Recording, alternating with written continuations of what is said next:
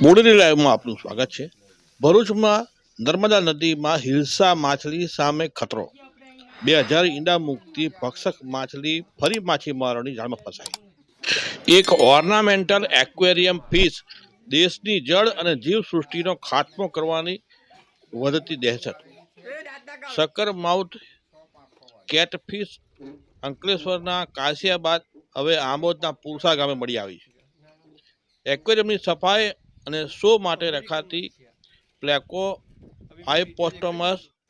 પ્લેફોસ્ટોમસનો ખતરો વધી રહ્યો છે।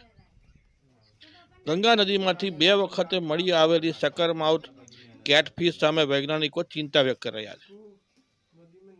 કર્ણાટકમાં આ માછલી ઉપર સરકારે બેન લગાવી દીધો છે।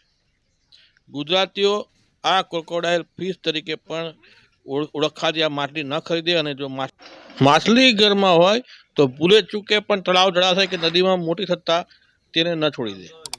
એક્વેરિયમમાં ઓર્નામેન્ટલ એટલે કે માત્ર આકર્ષણ માટે યુઝ થતી એક માછલી હાલ સમગ્ર ગુજરાત અને દેશના તળાવો જળાશયો નદીઓની જીવ અને જળસૃષ્ટિ માટે ખતરો બની રહી છે। અમેરિકાની એમેઝોન નદીમાં મૂળ મળી આવતી આ માછલી 4 વર્ષ પહેલા ગંગા નદીમાંથી મળી આવ્યા બાદ 2 વર્ષ પહેલા નર્મદા નદીમાંથી પહેલી વખત મળી આવી હતી। અંકલેશ્વર તાલુકાના જૂના કાંસિયા ગામના નર્મદા નદીમાં આ માછલી ફસાઈ હતી। હવે આમોદ તાલુકાના પુરસા ગામે તળાવમાંથી માછીમારની જાળમાં આ અજીબ અને દુર્લભ માછલી ફસાઈ હતી, જે આપણે દ્રશ્યમાન થાય છે। પ્રથમ નજરે આ માછલીને જોતા ભારે કુતૂહલ સર્જાયું હતું। આ દુર્લભ માછલીને જોવા માટે લોકો ઉમટી પડ્યા હતા અને અન્ય માછીમારો પણ આ દુર્લભ માછલીને જોતા આશ્ચર્યચકિત થઈ ગયા હતા। સકર માઉથ કેટફિશ સાઉથ અમેરિકાની એમેઝોન નદીમાં મળી આવ્યા છે અને અગાઉ ગંગા નદીમાં મળી હતી અને હવે નર્મદા નદી બાદ ગામ તળાવમાં મળી આવતા સૌને કુતૂહલ સર્જાયું છે કે આ માછલી આવી ક્યાંથી। 3 ફૂટ સુધી વધતી સકર માઉથ કેટફિશનો નાના છોડ, માછલીઓ અને ઈંડા ખોરાક છે। સકર માઉથ કેટફિશનું વૈજ્ઞાનિક નામ હાઇપોસ્ટોમસ પ્લેકોસ્ટોમસ છે, જેને કોમન લોકો ક્રોકોડાઇલ ફિશ પણ તેના દેખાવને લઈ કહેવામાં આવે છે। આ માછલી 3 ફૂટ સુધી વિકસી હવામાં 4 કલાકથી વધુ સમય રહી શકે છે, જે 2000 ઈંડા એટલે કે બચ્ચાને જન્મ આપે છે। 2000 બચ્ચાઓને નાના છોડ, ઈંડા, બચ્ચા, માછલીઓ તેને ખોરાક હોવાથી ભારતના જળ અને જીવસૃષ્ટિ માટે આ માછલી ઘાતક ગણાવાય છે। જો કે આ માછલી માંસાહારી છે અને આસપાસ જીવજંતુઓને ખાઈને જીવે છે। આ જ કારણે તે મહત્વપૂર્ણ માછલી કે જીવને રહેવા દેતી નથી।